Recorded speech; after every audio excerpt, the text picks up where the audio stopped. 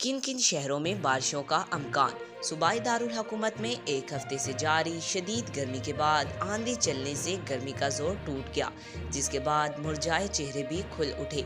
महकमा मौसमियात के मुताबिक शुमाल मशरकी पंजाब, बलाई खैबर पख्तूनख्वा, गिलगित बल्तिस्तान, कश्मीर और महलका पहाड़ी इलाकों में तेज हवाओं और गरज चमक के साथ बारिश की पेशगोई है। जबकि हफ्ते की सुबह मौसम की सूरत हाल के बारे में महकमा मौसमियात का कहना है कि इस्लामाबाद और गिरदनवा में मौसम शदीद गर्म रहेगा।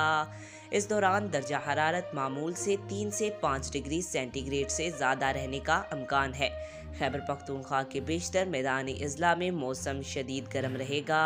इस दौरान दिन का दर्जा हरारत मामूल से 4 से 6 डिग्री सेंटीग्रेड से ज़्यादा रहने का इम्कान है। ताहम चित्राल, दीर और कोस्तान में तेज़ हवाओं और गरज चमक के साथ बारिश हो सकती है। जबकि आज रात मुल्क के बेशतर मैदानी इलाकों में मौसम गर्म और खुश्क रहने का इम्कान है। आज तक के लिए इतना ही। मज़ीद ऐसी मालूमाती वीडियो देखने के लिए हमारे चैनल को सब्सक्राइब करें।